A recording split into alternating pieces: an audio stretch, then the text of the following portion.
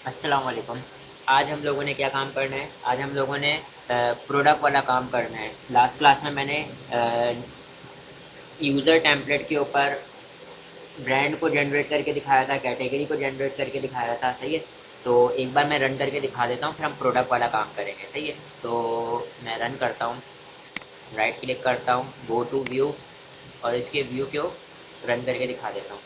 अच्छा, ये इसके ऊपर मैंने कुछ कोडिंग करी हुई थी, कुछ पीस ऑफ कोड किया हुआ था, इसको मैं पूरा कमेंट कर देता हूँ, सेव कर देता हूँ, रन करके दिखाता हूँ।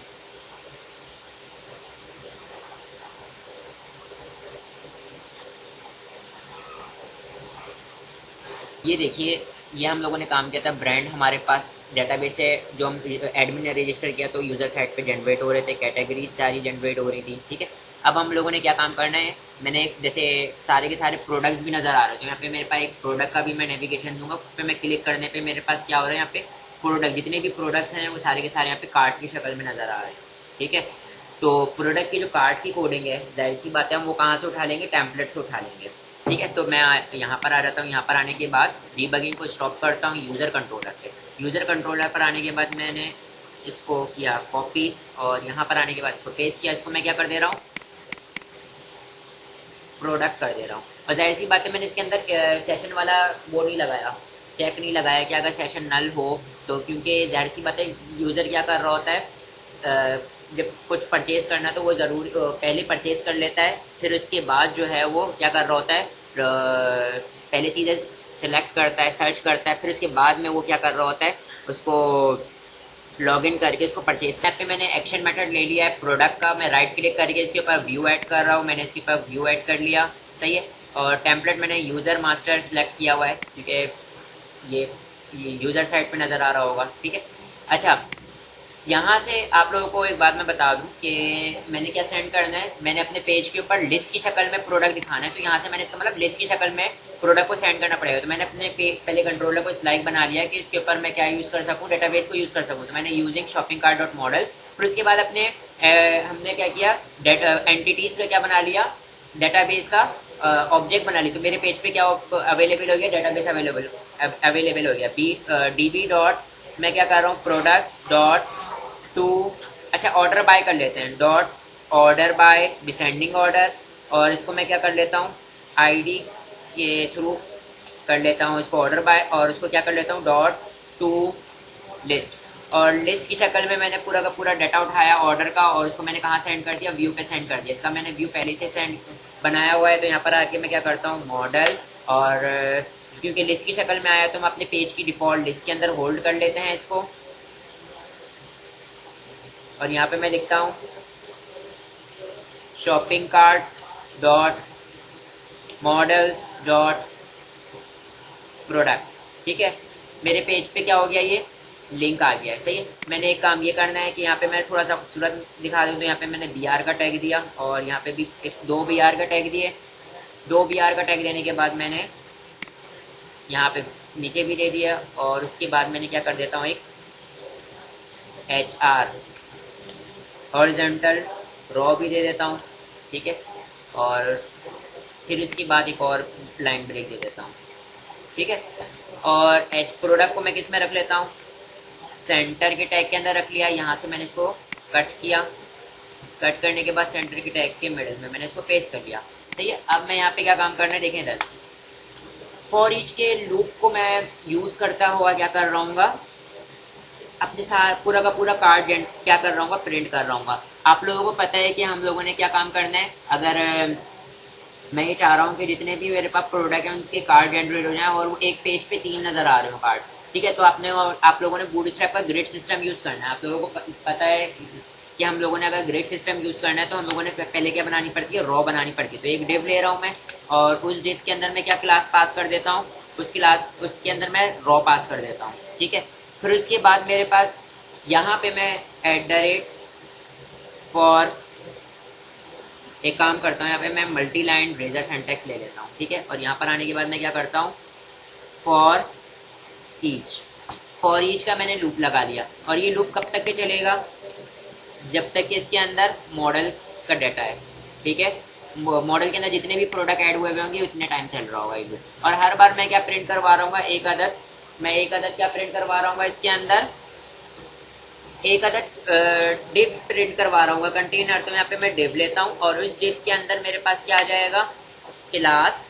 और क्लास कितनी होगी इसकी, COL, और मैं बोलता हूँ कॉलम MD, और वो कितना होगा, 4 के बराबर होगा। इसका मतलब एक पेज पे मैं 4 प्रोडक्ट चाह रहा हूँ, ठीक है। तो इसका मतलब ये लूप जितनी बार चलेगा, कितनी बार चलेगा, ये जितनी हमारे प्रोडक्ट्स होंगी उतनी बार चलेगा। और हर बार क्या कर रहा होगा, एक अदद तीन तीन के कॉलम मेरे पेज पे तीन तीन प्रोडक्ट के क्या कर रहा होगा, जनरेट करवा रहा होगा, ठीक है। अब मैंने यहाँ पे काम ये करना है कि लास्ट हम लोगों ने क्या काम देखा था, हम लोगों ने देखा था वो जो हमारे प्रोडक्ट थे ना, मैं इसको रन करके दिखाता हूँ। जो हमारी टेम्पलेट के अंदर प्रोडक्ट था,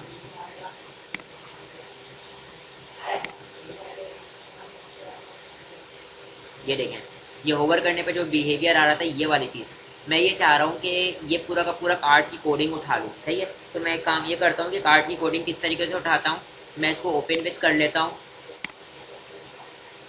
ओपन विथ करता हूँ विजुअल स्टूडियो 2013 पे, और यहाँ पर आने के बाद इसको ढूंढ लेते हैं ये कहाँ पे मौजूद है। तो 50% लिखा हुआ आ रहा था समथिंग, मैं आ जाता हूँ यहाँ पर, ये रहा, ठीक है, सिंगल प्रोडक्ट। और ये पूरा का पूरा ये यहाँ से उठा लेते हैं। देखिए ये तो कॉलम वाली क्लास है, ठीक है, ये वाली क्लास मैं पूरी की पूरी उठा लेता हूँ। ये मैंने क्लास को किया कॉपी किया, कॉपी करने के बाद मैं कहाँ ले आता हूँ, इसको प्रोडक्ट पर लेकर आ जाता हूँ। प्रोडक्ट पे लाने के बाद इसको मैं यहाँ पे पेस्ट कर लेता हूँ, ठीक है, इस डिव के अंदर पेस्ट कर लिया, सही है, टेम्पलेट आ गया। अब मैं ये चाह रहा हूँ कि इसके अंदर की जैसे जहाँ पे इमेज लिखी भी आ रही है वहाँ पे मेरी इमेज आ जाए, जहाँ पर ये इसकी प्राइस लिखी भी आ रही है, जो मेरे प्रोडक्ट को रजिस्टर करते वक्त मैंने प्राइस पास करी थी वो आ जाए, यहाँ पे प्रोडक्ट का नाम आ जाए, ठीक है। ये सारी चीज़ें होवर करने पे क्या बिहेवियर आ जाए, ये सारी चीज़ें नीचे क्या लिखा हुआ आ जाए, ये सारी चीज़ें मेरे पास क्या हो जाए, आ जाए, ठीक है। तो सबसे पहले मैंने इमेज लानी है, लेकिन आपको पता है तो एक इमेज थोड़ी ना है, जो मैं @item डॉट करके मैं उसकी इमेज उठा लूंगा। इमेज को, तो इमेज के लिए हम लोगों ने क्या काम किया था, हम लोगों ने एक अलग से टेबल बनाया था, सही है। तो यहाँ पर हम लोगों ने एक काम ये करना पड़ेगा, मेरे पास प्रोडक्ट का जितना भी डाटा है, प्रोडक्ट का हमारे पास क्या है, प्रोडक्ट के अंदर जितना भी डाटा है वो लिस्ट की शक्ल में मेरे पास मॉडल के अंदर मौजूद है, सही है। और इसी तरीके से मैंने क्या काम करना है, प्रोडक्ट इमेज वाला जो हमारा टेबल था जिसमें प्रोडक्ट की सारी इमेजेस मौजूद थी, उसका मैंने लिस्ट की शक्ल में पूरा का पूरा डाटा मैं अपने पेज पे लेकर आऊँगा, और उसको मैंने अपने प्रोडक्ट से कंपेयर करके मैंने क्या करना है, प्रोडक्ट की इमेज उठानी है, सही है। तो इसका मतलब मैंने यहाँ पे क्या काम करना पड़ेगा, एक वेरिएबल बना रहा हूँ, एक वेरिएबल बना रहा हूँ,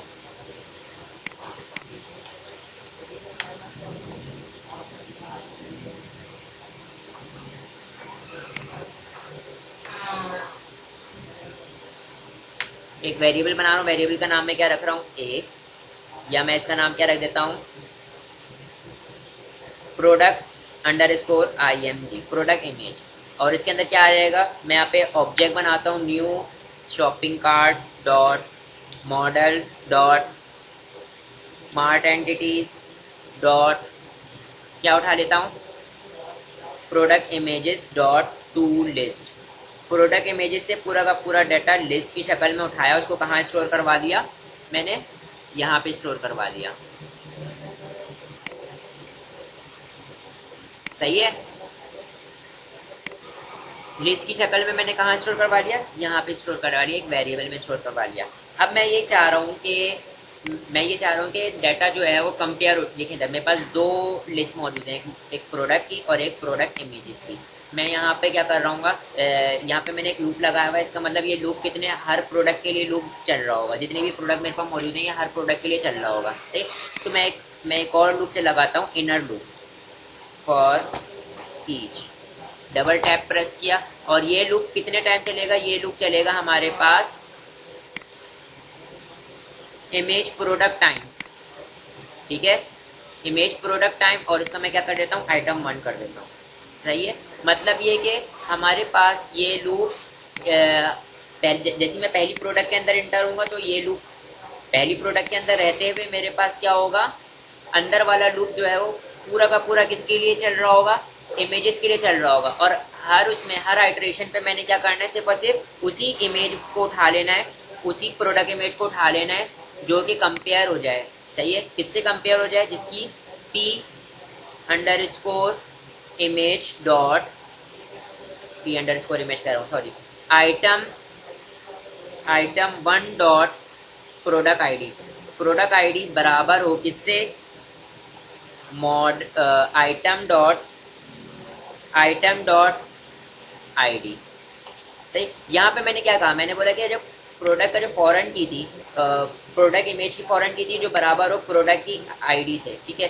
तो सिर्फ और सिर्फ वही इमेजेस उठकर आ जाए, ठीक है, वही इमेजेस उठकर आ जाए। और मैंने क्या करना है, अगर मैं यहाँ पे मैं क्या कर देता, इमेज का टैग लगा देता, तो हर प्रोडक्ट की जितनी भी इमेजेस होती हैं वो एक एक करके सारी प्रिंट हो जाती। सही है, फॉर एग्जाम्पल प्रोडक्ट 1 है, प्रोडक्ट 1 हमारे पास क्या था, फॉर एग्जाम्पल लक्स था, तो लक्स की अगर लक्स साबुन की अगर मेरे पास 4 इमेजेस थी, तो चारों की चारों कंपेयर होने के बाद यहाँ पे प्रिंट हो जाएंगी। लेकिन मैंने उनमें से सिर्फ और सिर्फ एक इमेज चाहिए, क्योंकि मैंने यहाँ पे प्रोडक्ट में सिर्फ एक ही इमेज दिखानी है ना। तो यहाँ पे मैं एक स्ट्रिंग, एक वेरिएबल बना देता हूँ, वेरिएबल बी, ठीक है, वेरिएबल बी बना लिया। और मैं यहाँ पे क्या कर रहा हूँ, बी इज इक्वल टू, पहले यहाँ पे बी के अंदर नल स्टोर करवा देता हूँ खाली, B is equal to, B के अंदर क्या स्टोर करवा देता हूँ, अब मैं बी के अंदर स्टोर करवा दे रहा हूँ मैं आइटम 1 डॉट प्रोडक्ट URL।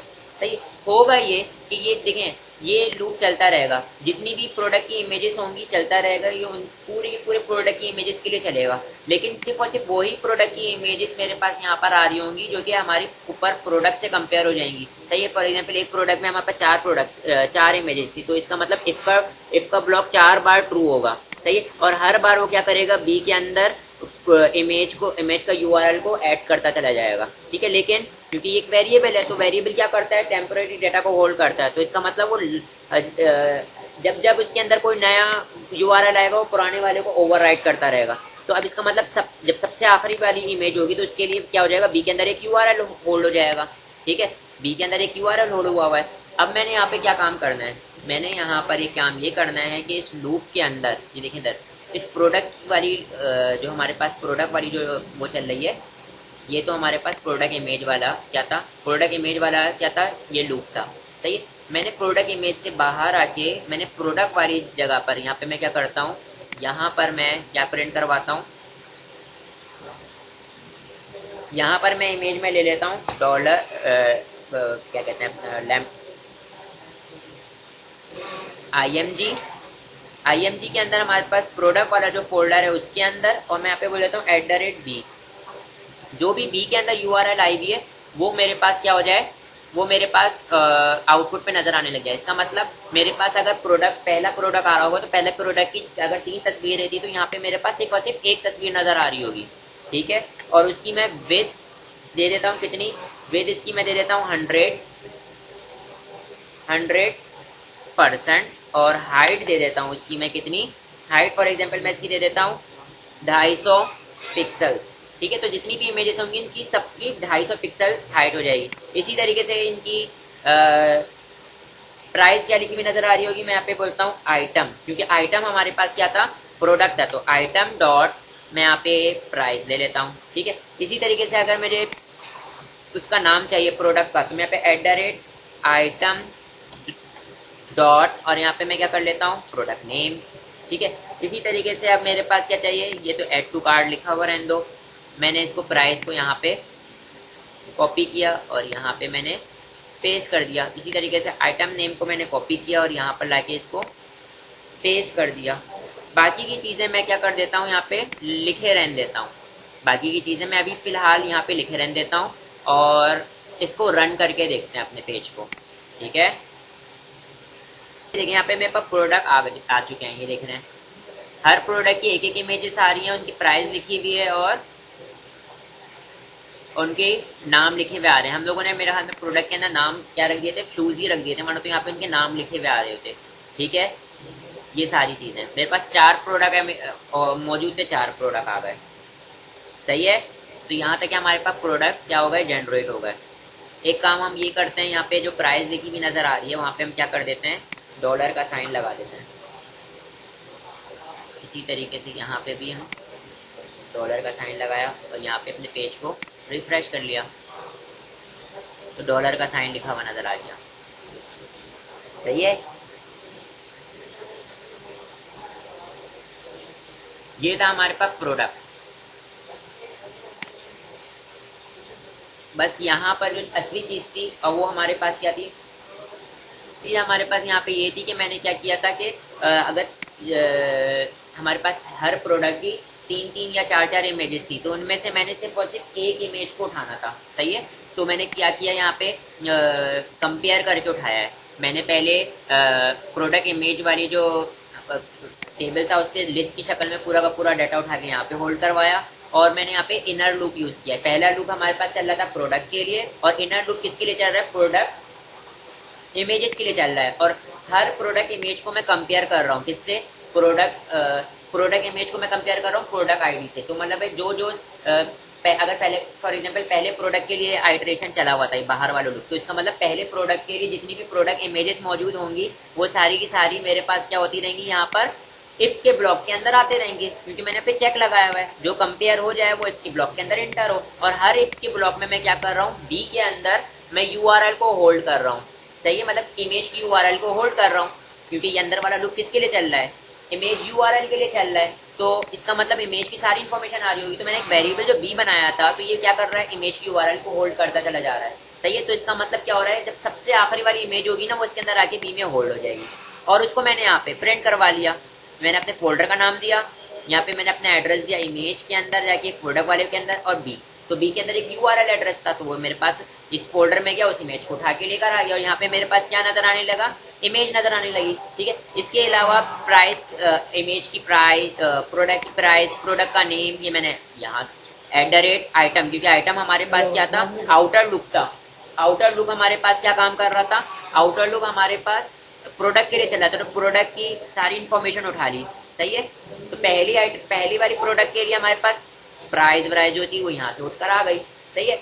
अब नेक्स्ट क्लास में हम लोग ये काम करेंगे कि जब मैं प्रोडक्ट पे क्लिक करूँ, फॉर एग्जाम्पल मैं कैटेगरी पे क्लिक करता हूँ, कौन सी कैटेगरी पे, क्लॉथ्स की कैटेगरी पे क्लिक करता हूँ तो मेरे पास एक अदर पेज ओपन होकर आ रहा है जिसपे सिर्फ और सिर्फ क्लॉथ्स के जितने भी क्लॉथ की कैटेगरी के थे वो सारे के सारे प्रोडक्ट मौजूद हों। अगर मैं गुल अहमद पे क्लिक करूँ तो मैं एक ऐसे पेज पर चला जाऊँ जहाँ पे सिर्फ और सिर्फ गुल अहमद के प्रोडक्ट मौजूद हों। ये वाला काम करना है हम लोगों ने। सही है। तो अब तक के लिए दीजिए इजाज़त।